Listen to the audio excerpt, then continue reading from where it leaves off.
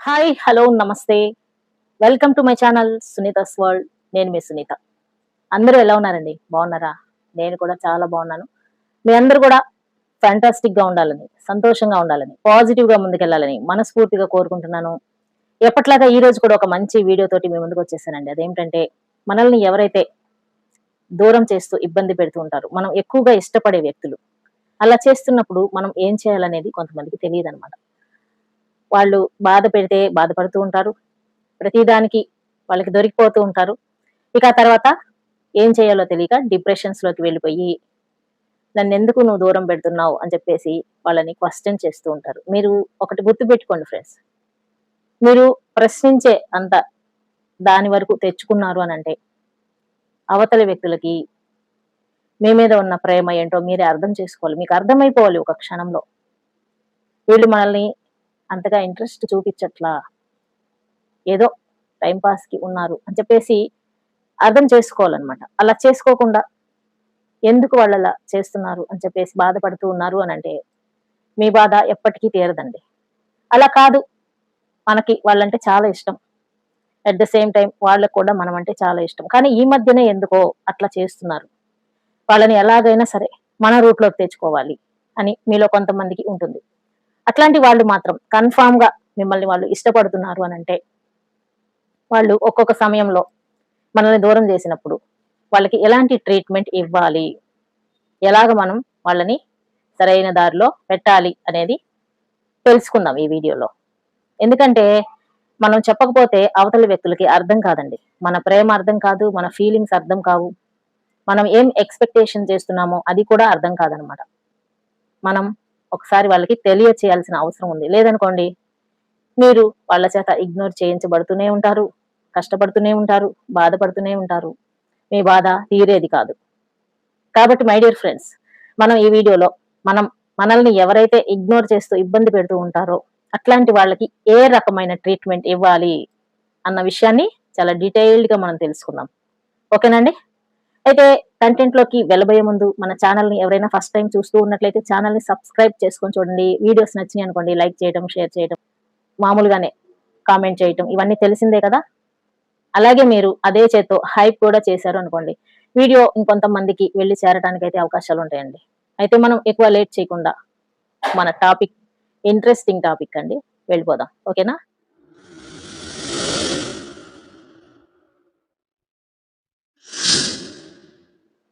Friends, మనము ప్రాణానికి ప్రాణంగా అనుకుంటున్న వ్యక్తులు ఎవరైతే ఉంటారో కొన్నిసార్లు మనల్ని ఇగ్నోర్ చేస్తూ ఉంటారు. ఇగ్నోర్ విషయం మీద నేను ఆల్రెడీ ఒక వీడియో చేశానండి. చాలా మంచిగా రీచ్ అయింది అది.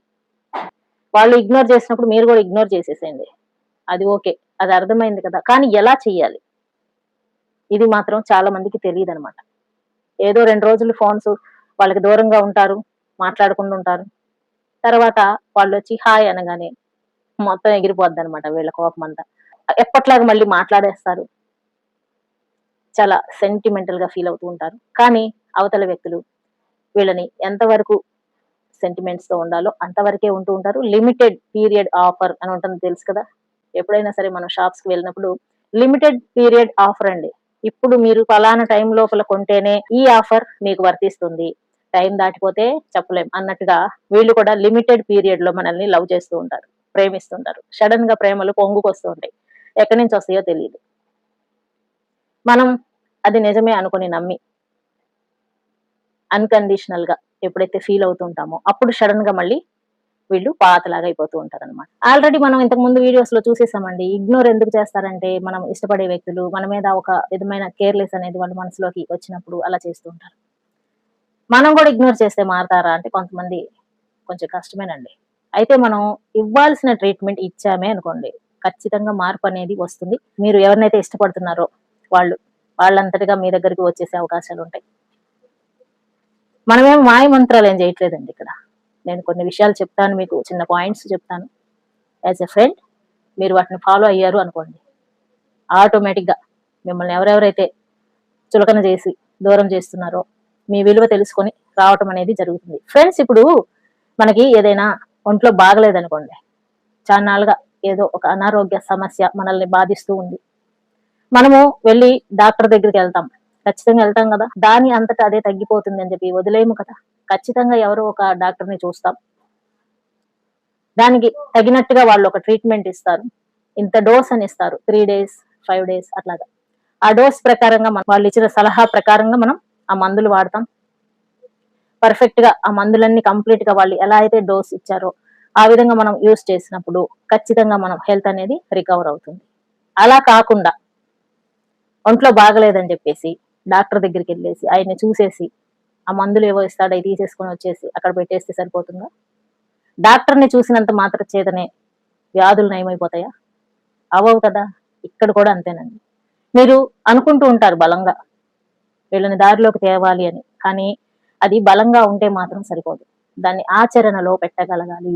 మనం ఎలా అయితే డాక్టర్ దగ్గరికి వెళ్ళి మందులు తీసుకొని కంప్లీట్ గా యూస్ చేసి తగ్గకపోతే అప్పుడు మళ్ళీ వెళ్ళాలి. అంతేకాని యూస్ చేయకుండా వాళ్ళు చెప్పింది ఏది కూడా వినకుండా మళ్ళీ వెళ్ళి నాకు తగ్గలేదండి అని అంటే వాళ్ళు కూడా ఏం చేయలేరు అనమాట. ఇప్పుడు అలాగే మీరు కూడా మనసుని దృఢంగా ఉంచుకోవాలి. ఇట్లాంటివి చేయాలంటే ఏమాత్రం వీక్నెస్ గా ఉన్నా సరే అస్సలు చేయలేరు. మీ వల్ల సాధ్యం కాదనమాట. అయితే అవేంటో మనం చిన్న చిన్న పాయింట్స్ చూసేద్దాం. వాళ్ళు మీరు ఫోన్ చేసినప్పుడు ఎత్తకుండా, రెస్పాన్స్ అవ్వకుండా ఒక రోజు కన్నా ఎక్కువ రోజులు, వారాలు, నెలలు పొడిగిస్తూ వెళ్ళిపోతూ ఉన్నారనుకోండి, వాళ్ళకి మీ మీద కొంచెం ఇంట్రెస్ట్ తగ్గిపోయింది అనుకోండి. కానీ వాళ్ళకి వేరే అఫైర్స్ ఏం లేవు. మీరు మాత్రమే ఉన్నారు. అయినా సరే అలా చేస్తున్నారు అనుకోండి. దానికి ఏంటో తెలుసా ట్రీట్మెంట్? మీరు వెంటనే సైలెంట్ అయిపోవటం.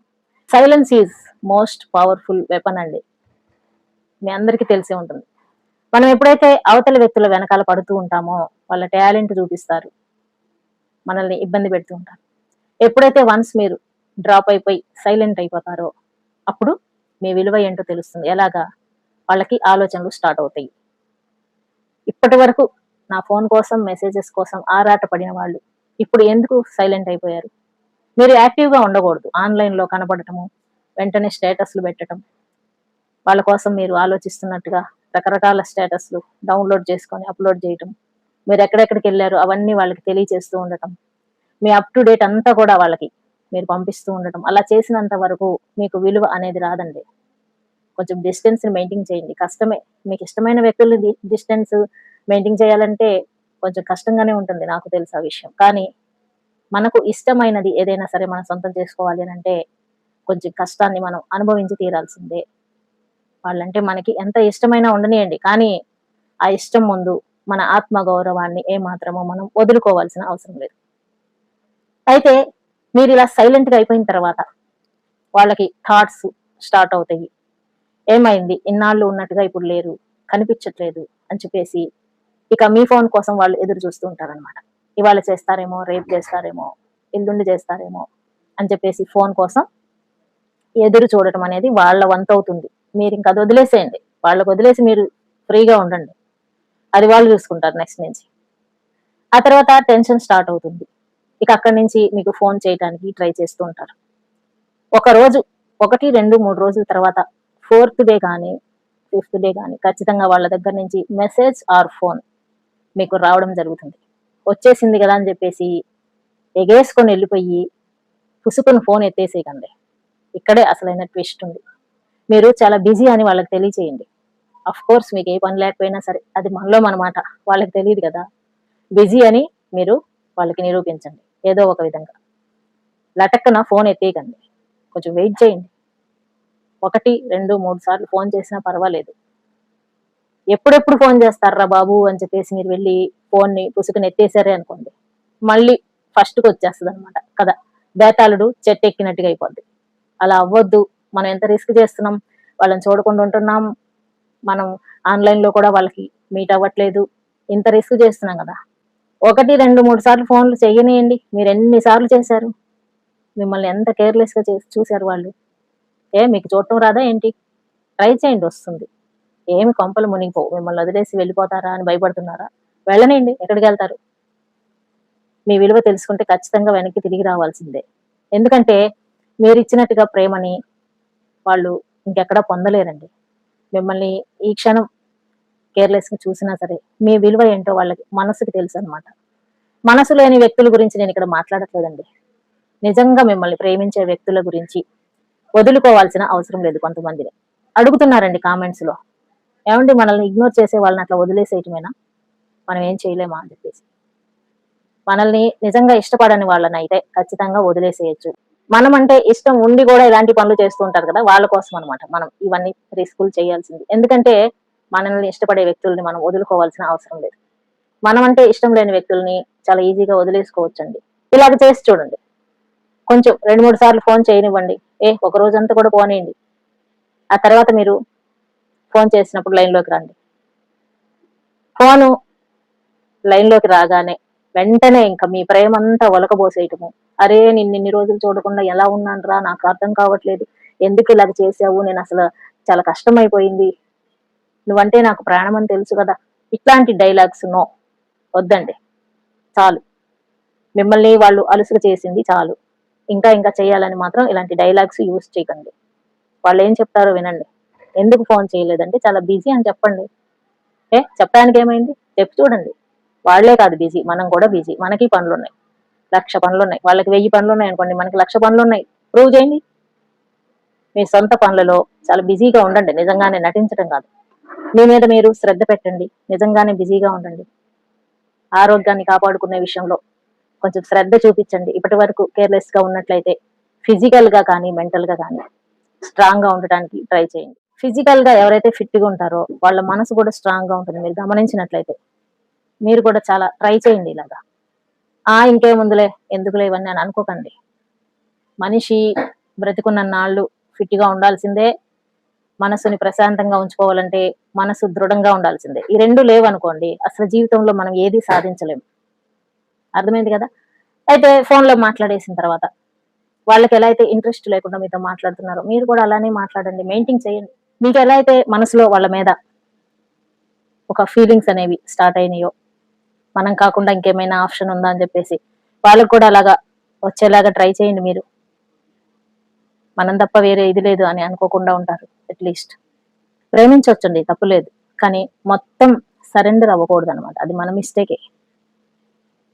అదే విధంగా మనం ఏదైతే ఎక్స్పెక్టేషన్స్ వాళ్ళ దగ్గర నుంచి మనం ఎదురు చూస్తున్నామో వాళ్ళు కూడా మన దగ్గర నుంచి అదే ఎక్స్పెక్టేషన్స్ పెట్టుకున్నప్పుడు ప్రేమ చాలా బాగుంటుందండి. అలా కాకుండా మీరు మాత్రమే ఎక్స్పెక్టేషన్స్ పెట్టుకుని వాళ్ళు మీ నుంచి ఏది ఆశించకుండా అట్లీస్ట్ మాట్లాడటం కూడా పెద్దగా ఇంట్రెస్ట్ చూపించకుండా ఉంటున్నారు అంటే మీరు డీప్ గా లవ్ చేసినంతగా వాళ్ళు చేయట్లేదేమో. మేబీ ఒక్కసారి ఆలోచించండి. మీ మనసులో ఉన్న విషయాలు ఒకసారి చెప్పి చూడండి, వాళ్ళకి అర్థమవుతుందేమో. అయినా కూడా అర్థం కావట్లేదు అని అనుకోండి, మీ అంత సీరియస్నెస్ గా వాళ్ళు చూడట్లా మిమ్మల్ని. వాళ్ళు అక్కర్లేదని అనుకుంటే ఈజీగా మనం మర్చిపోవటానికి అవకాశాలు ఉన్నాయి. వాళ్ళు మనల్ని ఎంత దూరం పెడుతున్నా సరే మనం వాళ్ళ వెనకాల తిరుగుతూ మన పనులన్నీ మానేసుకొని అలా ఉన్నంత వరకు మనకి విలువ దక్కదు. ఈ తొక్కలో ప్రేమ కోసం మన విలువలు కోల్పోవాల్సిన అవసరం లేదండి. ప్రేమ అనేది లైఫ్ లో ఒక పార్ట్ మాత్రమే, కానీ జీవితం చాలా విలువైనది. అందులో అన్ని రకాల ఎమోషన్స్ ఉంటాయి. ప్రేమ కూడా ఒకటి. ప్రేమ మాత్రమే జీవితం అని అనుకుని దానికి కంప్లీట్ గా మనం ఎప్పుడైతే దాసోహం అయిపోయి ఉంటూ ఉంటామో అది మనల్ని చాలా దూరం పెట్టేస్తూ ఉంటుంది అనమాట. ఇది నేచురల్ గా జరుగుతూ ఉంటుంది ఎక్కడైనా సరే. మీరు గమనించినట్లయితే ప్రేమను కూడా ఒక పార్ట్గా చూడండి. ఇప్పుడు మనం పరీక్షల కోసం ప్రిపేర్ అవుతాం ఎగ్జామ్స్ రాయడానికి. ఎగ్జామ్సే జీవితం కాదు కదా, అదొక పార్ట్ మాత్రమే. ఆ సీరియస్నెస్ ఆ కొంచెం సేపు ఉంటే సరిపోతుంది. ఎగ్జామ్స్ కంప్లీట్ అయినంత వరకు చదవటం దగ్గర నుంచి, రాయటం దగ్గర నుంచి, మనం పాస్ అయిన దగ్గర నుంచి ఇవన్నిటికీ కూడా ఒక టైం అనేది ఉంటుందన్నమాట. ఆ టైంలో మటుకి మనం సీరియస్నెస్ గా ఉంటాం. ఆ తర్వాత ఏదైనా 1, 2 సబ్జెక్ట్ పోయినాయి అనుకోండి, అయ్యయ్యో ఏంట్రా బాబు ఇంత కష్టపడి చదివాను, 1, 2 సబ్జెక్ట్ పోయినాయి కదా, మళ్ళీ కంప్లీట్ చేయాలి అని చెప్పేసి స్టార్టింగ్ ఒక 1 వీక్ వరకు ఆ ఫీలింగ్ చాలా ఎక్కువగా ఎఫెక్టివ్ గా ఉంటుంది. ఆ తర్వాత 10 days 20 days తర్వాత చూసి పోతే పోయినాయి లేదు ఒక్కలో సబ్జెక్ట్, మళ్ళీ రాసేసి పాస్ అయిపోతే పోలా అని చెప్పేసి ఒక కేర్లెస్ అనేది వస్తుంది. అలాగే మార్క్స్ తక్కువ వచ్చినా సరే ఇదే ఫీలింగ్ అనమాట. ఫస్ట్ లో బాగా బాధపడిపోతూ ఉంటారు. ఆ తర్వాత ఈ మార్కులు రావటమే మనకి ఎక్కువ, ఇంకా దీనికన్నా ఎక్కువ ఎక్స్ట్రా ఎక్స్పెక్ట్ చేయటం ఏంటి అని చెప్పేసి ఎవరికి వాళ్ళు సర్దుకొని లైఫ్ లో ముందుకెళ్ళిపోతూ ఉంటారు అనమాట. ఈ లవ్ కూడా అంతేనండి. స్టార్టింగ్ లో ఫెయిల్ అవ్వనా సరే, బ్రేకప్ అయినా సరే, వాళ్ళు మనల్ని కేర్లెస్ చేస్తున్నా సరే స్టార్టింగ్ లో కొంచెం బాధగా ఉంటుంది. పోను పోను మనం దాన్ని డైజెస్ట్ చేసుకోగలగాల్సిందే, తప్పదు. లేదనుకోండి ఆ ఒక్క ప్రేమ కోసం జీవితంలో ఉన్న ఎమోషన్స్ అన్నిటినీ కూడా మనం మిస్ అయిపోతూ ఉంటాం. అలా మిస్ అవ్వకూడదండి. లైఫ్ లో ప్రేమ మాత్రమే కాదు, ఇంపార్టెంట్ అయిన ఎమోషన్స్ ఉన్నాయి. వాటన్నిటిని మనం గుర్తించగలగాలి. మెయిన్ థింగ్, మనల్ని ఎవరైతే లవ్ చేస్తున్నారో వాళ్ళని లవ్ చేయాలి. ఎవరైతే లవ్ చేయట్లేదో వాళ్ళని చేయాల్సిన అవసరం లేదు. ప్రేమని ఎక్స్పెక్ట్ చేయటం కాదండి గొప్ప విషయం, ప్రేమని పంచడం గొప్ప విషయం. మన దగ్గర ఎక్కువ ప్రేమ ఉందనుకోండి, 10 మందికి పంచినప్పుడు అది రెట్టింపు అవుతుంది. అవతల వ్యక్తుల నుంచి మనం ఎంతసేపు ప్రేమని అడుక్కుంటూ ఉన్నప్పుడు ఆ ప్రేమ తగ్గిపోతూ ఉంటుంది. గమనించినట్లయితే మనం అడుక్కుంటే తగ్గిపోతుంది, మనం పంచితే పెరుగుతూ ఉంటుంది. అంతకంత రెట్టింపు ప్రేమ పెరుగుతూనే ఉంటుంది ఎదుటి వ్యక్తులకు మనం పంచినప్పుడు. మిమ్మల్ని ప్రేమించని వ్యక్తులని ప్రేమించకండి.